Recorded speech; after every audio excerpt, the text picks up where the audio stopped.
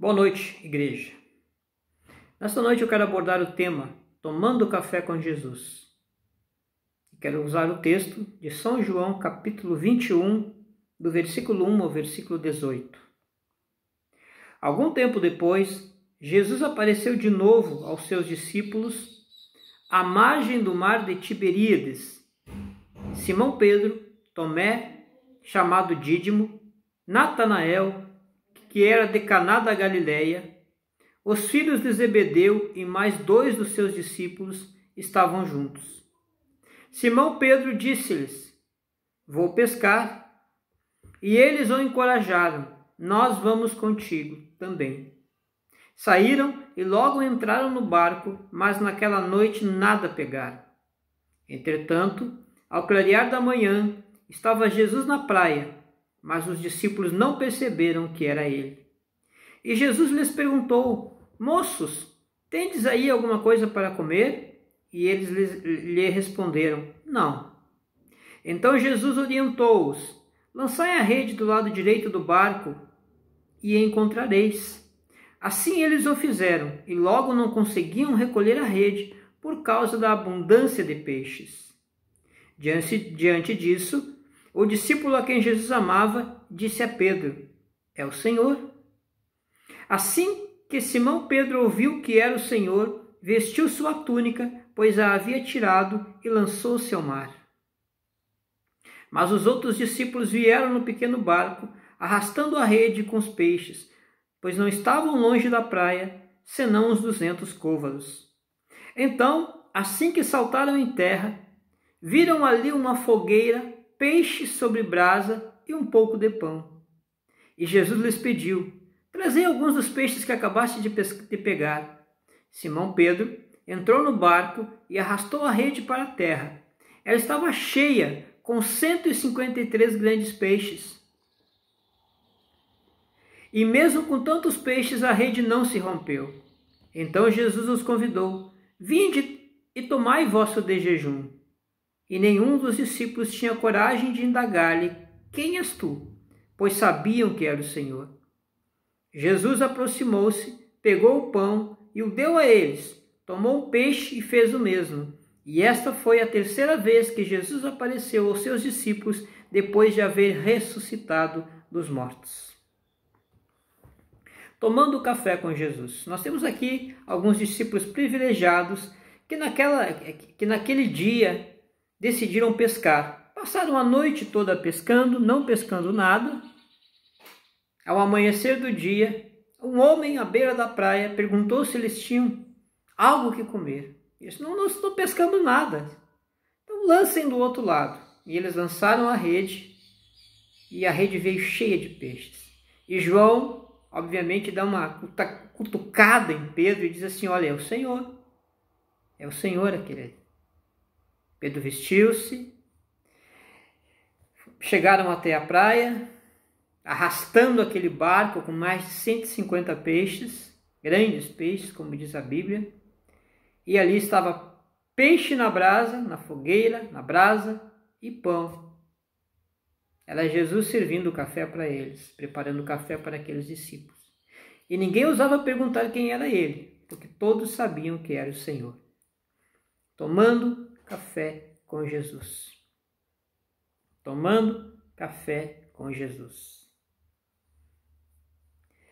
Assim, após tomarem o de jejum, versículo 15, Jesus questionou a Simão Pedro: "Simão, filho de João, tu me amas mais do que estes outros?" Respondeu ele: "Sim, Senhor, tu sabes que te amo." Jesus o encarregou: "Cuida dos meus cordeiros." Outra vez Jesus lhe perguntou: "Simão, filho de João, tu me amas?" Ele afirmou: "Sim, Senhor, tu sabes que te amo." Jesus lhe confiou: "Pastoreia as minhas ovelhas." Pela terceira vez, Jesus perguntou: "Simão, filho de João, tu me amas?" Pedro ficou angustiado por Jesus haver lhe perguntado pela terceira vez: "Tu me amas?" E assegurou-lhe: "Senhor, tu conheces todas as coisas e sabes que eu te amo." Comissionou-o Jesus: "Apacenta as minhas ovelhas. Em verdade, eu te afirmo, quando eras mais jovem, tu te vestias a ti mesmo e ias para onde desejavas, mas quando chegares à velhice, estenderás as mãos e outra pessoa te vestirá e te conduzirá para onde tu não queres ir. Isso falou Jesus, significando o tipo de morte com o qual Pedro iria glorificar a Deus.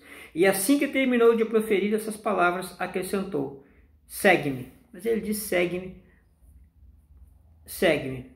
Mas quando Jesus disse segue-me, falou para João. Tomando café com Jesus. Eu quero abordar em cima desse texto, usando a vida de São Pedro, ou de Pedro, a perseverança dos santos. Lá em Romanos capítulo 14, versículo 4, diz assim: quem és tu que julgas o servo alheio? É para o Senhor que ele está em pé ou cai, e permanecerá em pé, porquanto o Senhor é capaz de sustentar. Aqui fala da convicção e tolerância cristãs, falando dos fracos e fortes na fé. Mas aqui São Paulo frisa: quem és tu que julga aquele que é fraco ou não? Tá? É o Senhor que é o capaz de sustentar. Tomando café com Jesus. Para o judeu, refeição, sentado ao redor da mesa, é sinal de comunhão. É comungar do mesmo pão, é comungar do mesmo peixe, é comungar da mesma refeição. Isto é sinal de comunhão.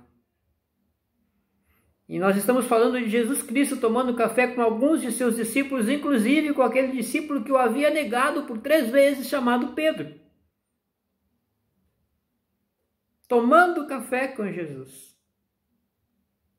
Quem era Pedro? Vamos ver. Um homem chamado Pedro.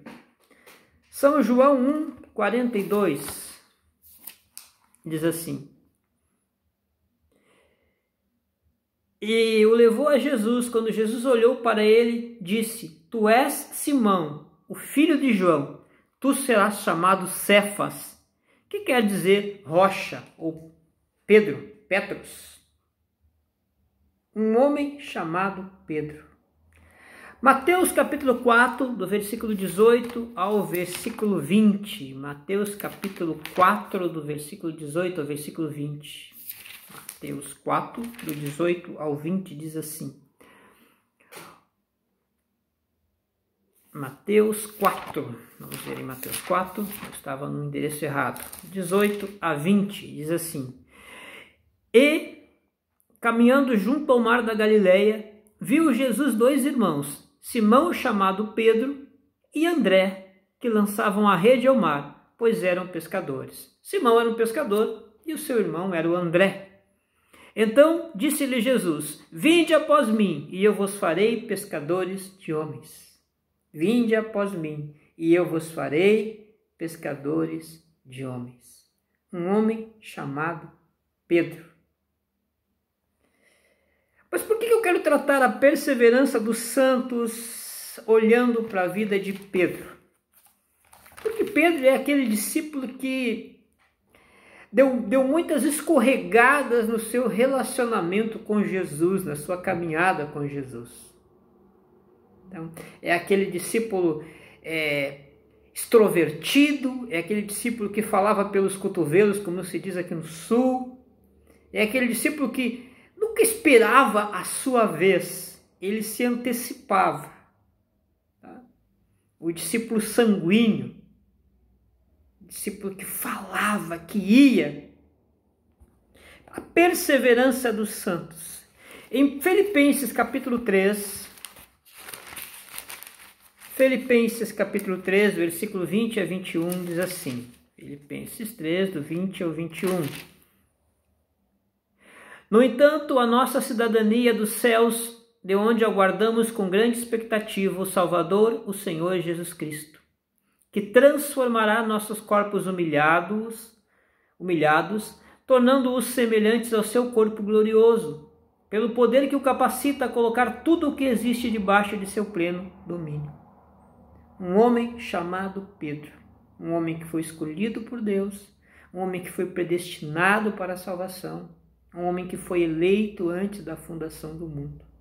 Mesmo que ele escorregasse, mesmo que ele cometesse erros, mesmo que ele tenha negado Cristo, ele jamais sairia das mãos do Mestre, porque ele foi um presente que Deus deu para o Pai, para Cristo. Em São João capítulo 17, versículo 1, São João capítulo 17, versículo 1, vamos pegar o São João aqui.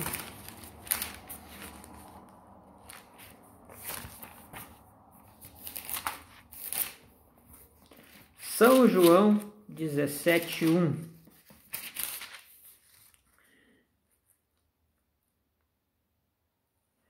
Tendo dito essas palavras aos seus discípulos, Jesus levantou seus olhos para o céu e orou: Pai, é chegada a hora, glorifica o teu Filho, para que o teu Filho o glorifique. Tá? Cristo glorificou também os seus, Cristo chamou também os seus. Cristo abençoou também os seus, com a vida eterna. E por Pedro ter sido um escolhido de Deus, por Pedro ter sido um chamado de Deus, Pedro nunca iria perecer. São João capítulo 10, versículo 28. São João 10, versículo 28 diz assim. A partir do versículo 27. As minhas ovelhas ouvem a minha voz, e eu as conheço e elas me seguem. Eu lhes dou a vida eterna, e elas nunca perecerão. Tampouco ninguém as poderá arrancar da minha mão. Ninguém poderia arrancar Pedro das mãos do Senhor. Ninguém. Porque Pedro era, assim como você, assim como eu, um predestinado. Um homem que já tinha sido destinado, uma pessoa que já tinha sido destinado previamente, e esse previamente é antes da formação do mundo, tá? Pelo Senhor.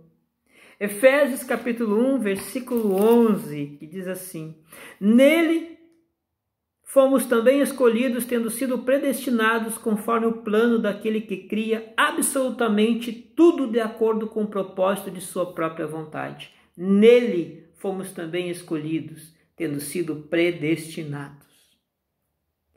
Então Pedro, apesar dos pesares, apesar da forma como ele viveu o cristianismo, o começo do cristianismo, tá? Ele era um predestinado. Um homem chamado Pedro foi escolhido pelo Senhor antes da fundação do mundo. E ele foi elegido por Deus. 2 Tessalonicenses 2:13, que diz assim, ó: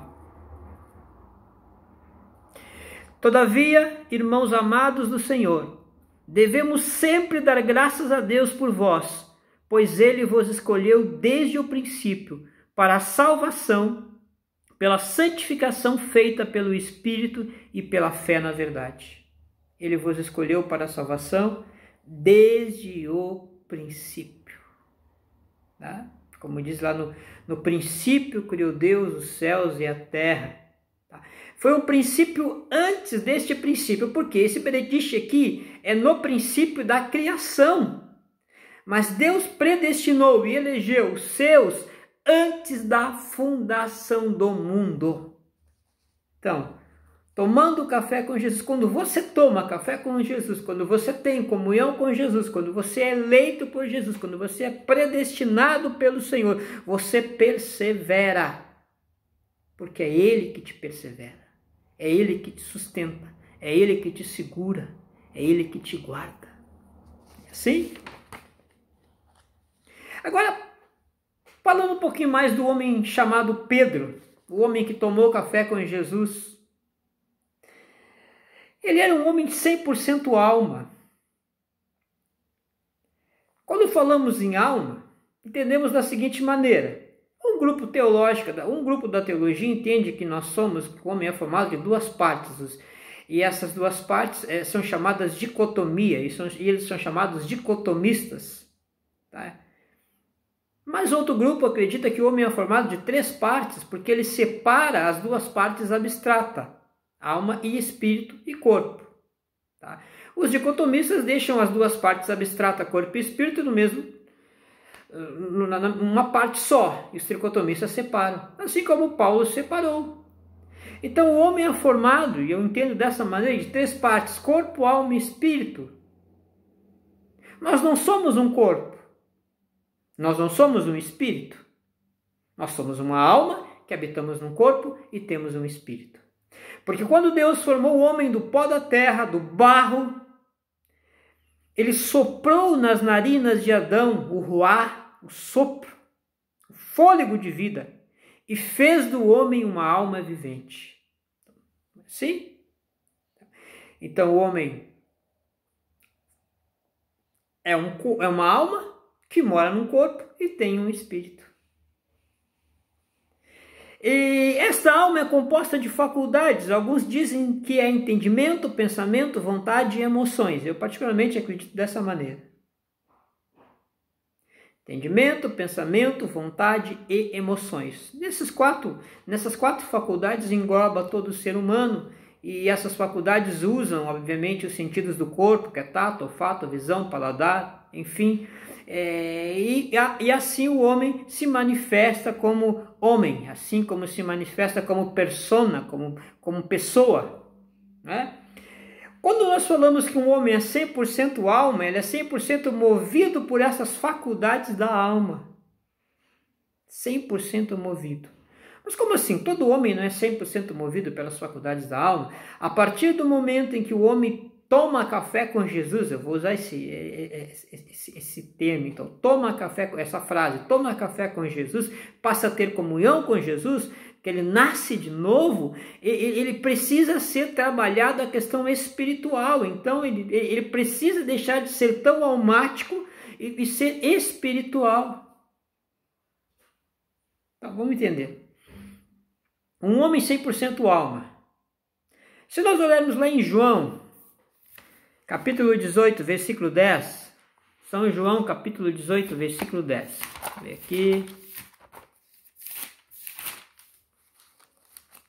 Diz assim: Nesse momento, Simão Pedro, que portava uma espada, puxou-a da bainha e feriu o servo do sumo sacerdote, decepando-lhe a orelha direita. E o nome daquele servo era Malco. Então Jesus ordenou a Pedro: Embainha a tua espada. Acaso não haverei de beber o cálice que o Pai me deu? É óbvio que Pedro não era soldado, porque senão ele não teria acertado a orelha. A cabeça era tão grande, ele conseguiu acertar na orelha e decepou a orelha de Malco. Mas ele foi o primeiro que puxou da espada e foi para cima de Malco. Então olha só como é que era Pedro. Lá em Mateus capítulo 14, versículo 28, lá em Mateus 14, 28, diz assim, 28 ao 33...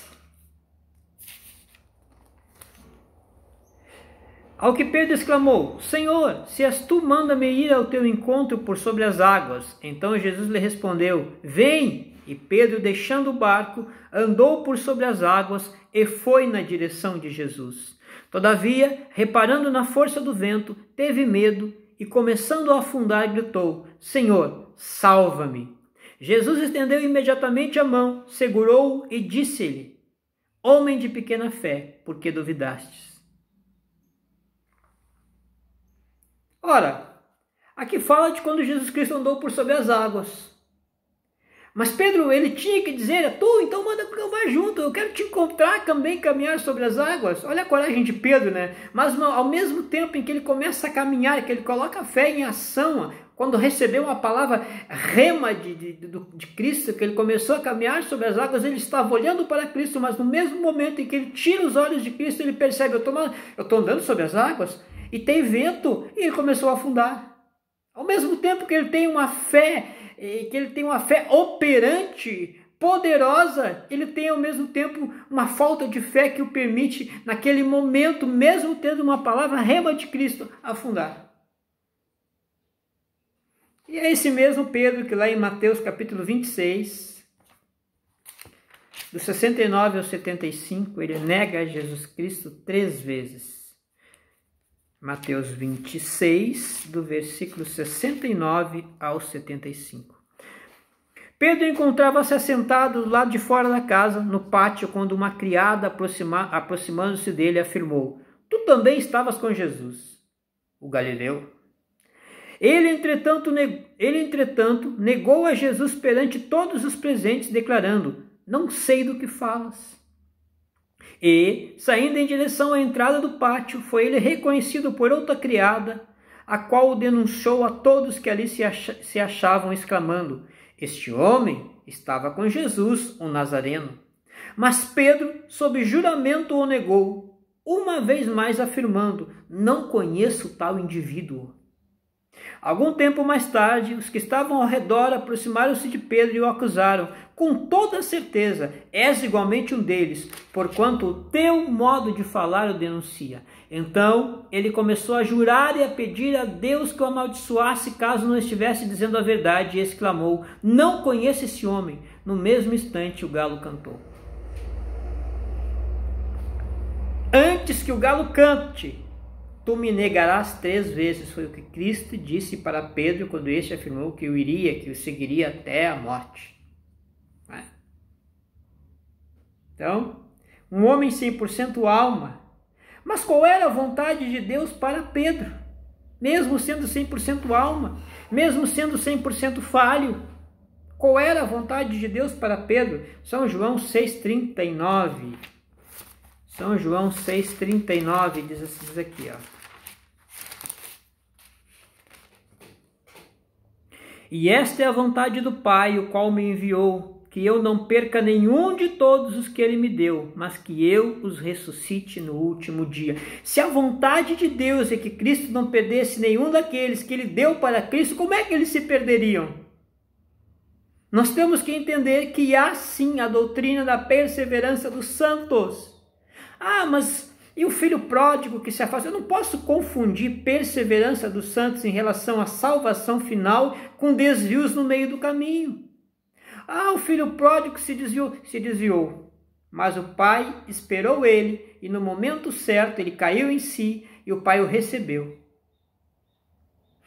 O escolhido de Deus, o eleito de Deus, o nascido de novo, aquele que o pai elegeu antes da fundação do mundo, mesmo que se desvie, antes do último segundo de sua vida, ele volta, ele retorna, porque Deus persevera, porque Deus segura, porque Deus sustenta. Aqueles que Deus deu para Cristo, aqueles que Deus deu para o seu Filho, de maneira nenhuma se perdem.